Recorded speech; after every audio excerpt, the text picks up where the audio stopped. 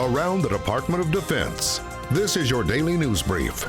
The threat still exists. I'm Mark Weeks.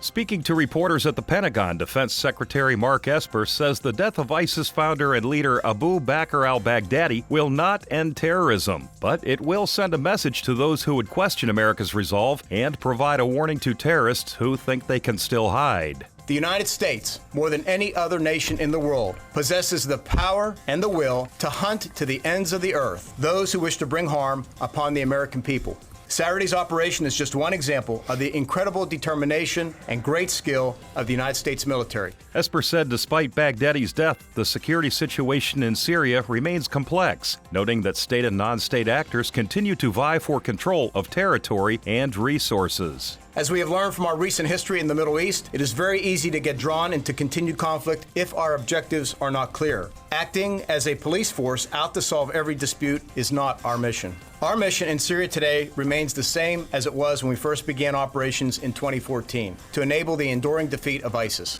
The Secretary says U.S. troops that remain in Syria will continue to execute counterterrorism operations while staying in close contact with Syrian Democratic forces, and that the United States will retain control of oil fields in northeast Syria. At the height of Baghdadi's reign, these oil fields provided ISIS with the bulk of financial resources used to fund its terror. U.S. troops will remain positioned in this strategic area to deny ISIS access to those vital resources, and we will respond with overwhelming military force against any group that threatens the safety of our forces there.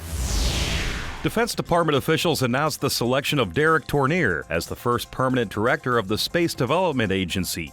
Established in March, the SDA is responsible for unifying and integrating DoD space development efforts, monitoring the department's threat-driven future space architecture, and accelerating the fielding of new military space capabilities necessary to ensure U.S. technological and military advantages in space. The Undersecretary of Defense for Research and Engineering, Michael Griffin, said the SDA's strategy is to unify efforts across the military services and government agencies to rapidly develop capabilities that are responsive to the threat, are cost-effective, and increase the technological advantage.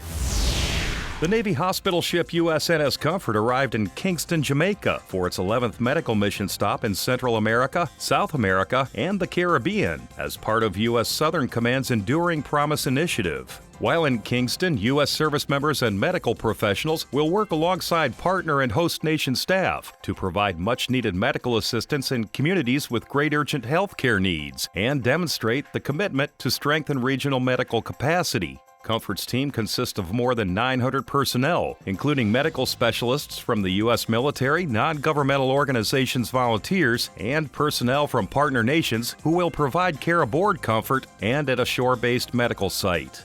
That's your DoD News Brief. I'm Mark Weeks. You can find more stories about your military at defense.gov and by using hashtag KnowYourMil.